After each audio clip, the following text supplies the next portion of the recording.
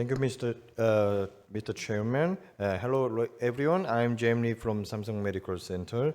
Today's my talk will be microvascular assessment. So, in our daily practice, we always encounter those patients. This 40-year-old gentleman, typical chest pain, positive treadmill test, but CT showed mild disease and invasive angiogram, no obstructive disease. Is this false positive treadmill and non-cardiac chest pain? I don't think so. When we look more closely, FAME2 data, FFR negative patient was followed as a registry group. The incidence of clinical event was about 10% 2-year, 16% 5-year. Furthermore, this registry group patient had persistent angina in about 15% 2 years and 11% during 5 years follow. So those patients are called as INOCA. So there are three essential components: the angina symptom, the evidence of objective myocardial ischemia, and non-obstructive disease, which means the angiographically insignificant stenosis or negative FFR. So COMICA trial evaluated 150 stable patients with non-obstructive angiographic disease, and they performed the systemic evaluation of acetylcholine challenge test and comprehensive physiologic assessment. The definition of microvascular angina was abnormal IMR or abnormal CFR. So in about 50% of patients had microvascular angina and only 11% had no abnormality at all. So some colleagues can say that INOCA is a benign disease. However, when we see these large-scale registry data, the patient with diffuse or non-obstructive CAD had actually similar prognosis with the 3-vessel disease or 2-vessel disease patient. So INOCA is not benign disease and is associated with the MACE. So recently published European expert consensus recommended the coronary functional testing using invasive physiologic assessment and visual reactivity test in this INOCA patient. So using acetylcholine or organopin provocation test, we can clarify the subset of INOCA, which is the vasospecific angina. So this 70-year-old female presented with morning resting chest pain and relieved by sublingual nitroglycerin. The angiography showed no abnormality. However, after giving the organopin, the media already showed subtotal occlusion. So these are three essential components of vasospastic angina: angiographic vasospasm more than 90%, typical chest pain, and ischemic ECG change.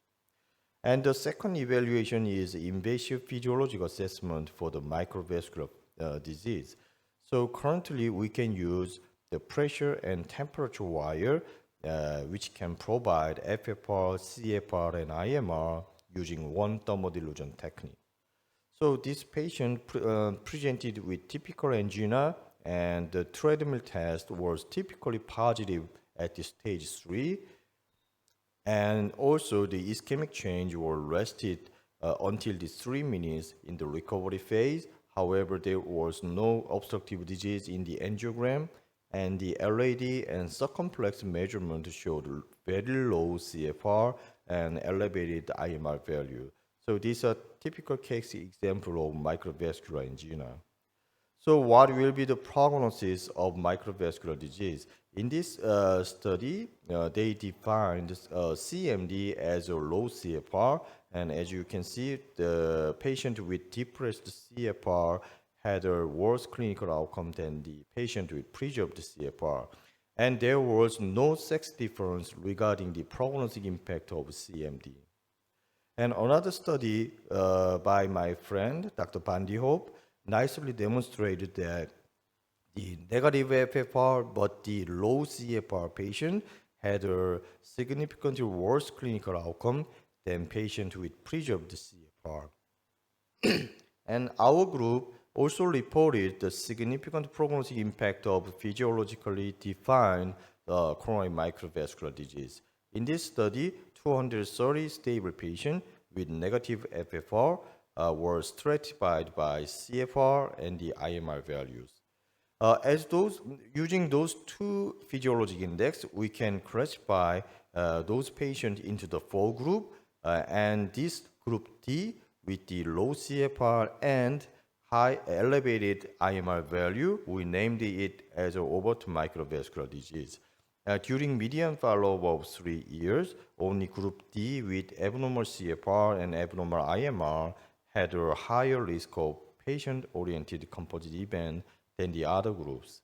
And the extended follow-up study during the up to 5 years also showed the same trend. Only group D with the overt microvascular disease had a worse clinical outcome, and also cardiac death or MI risk was also significantly higher in this overt microvascular disease group. And this recent report from the Ilias Global Registry, we evaluated prognostic impact of invasively defined CMD according to the non-invasive test stress test result.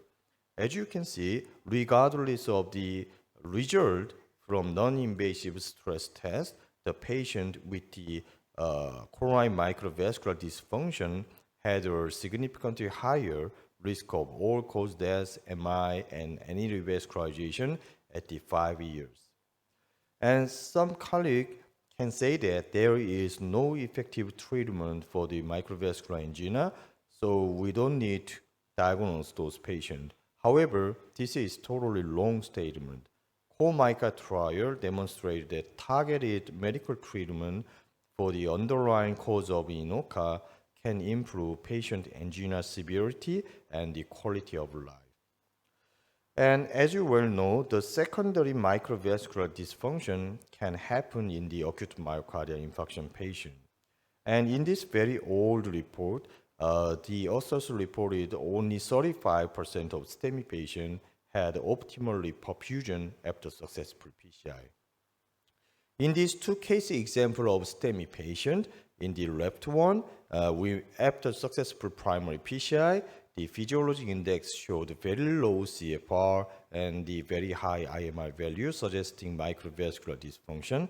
However, in this right case, the CFR preserved and IMR was within normal range, suggesting good microvascular function. And at 1 month cardiac MR showed in the left panel of the patient, there were significant microvascular obstruction.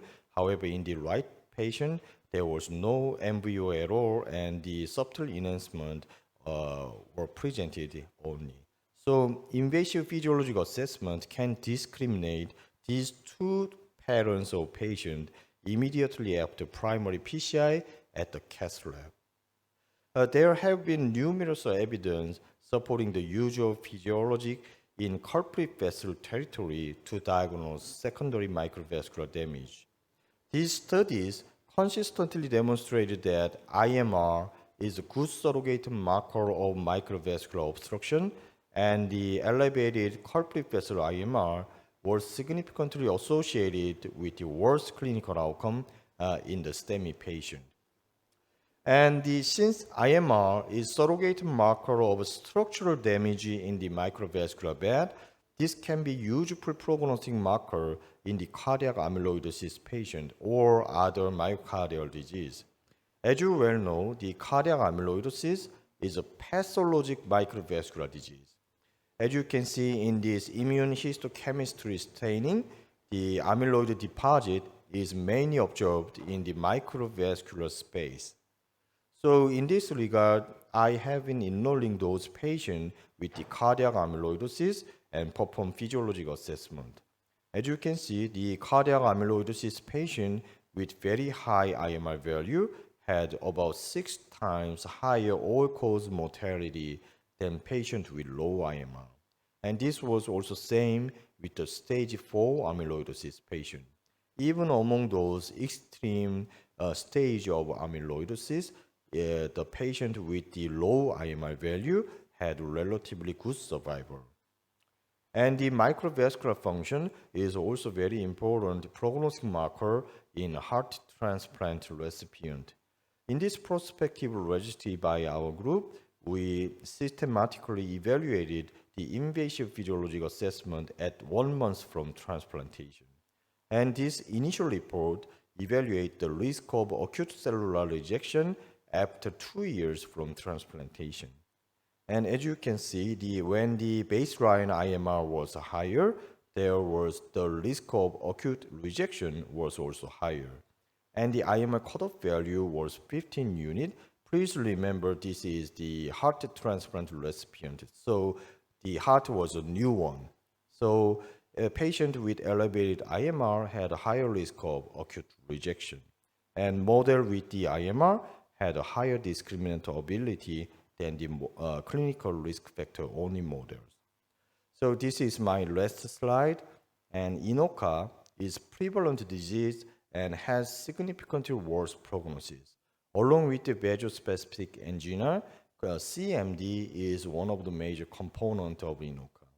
And current guideline recommend to perform a coronary functional test in INOCA patient. And diagnosis of CMD can provide prognostic information in various spectrum of disease, from stable ischemic heart disease, acute coronary syndrome, and myocardial disease, just like cardiac amyloidosis and heart transplant recipient. And clinical suspicion is the most important thing. If you have the clinical suspicion, you can measure the CFR and IMR in that patient and make the possible diagnosis of coronary microvascular disease. So invasive physiologic assessment will provide you precious information about microvascular function. Thank you. Thank you so much, Dr. Lee, for an excellent talk. Any questions from the audience?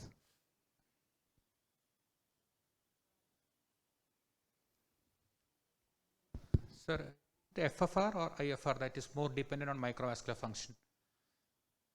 So you are talking about the FFR or resting index and the influence from microvascular function. Yeah, that's a very good question. In the presence of significant microvascular dysfunction, FFR usually underestimate the lesion stenosis severity. However, those microvascular function is usually measured using hyperemic index, the IMR. So if you are using the resting stenosis index, it is usually less influenced than the FFR.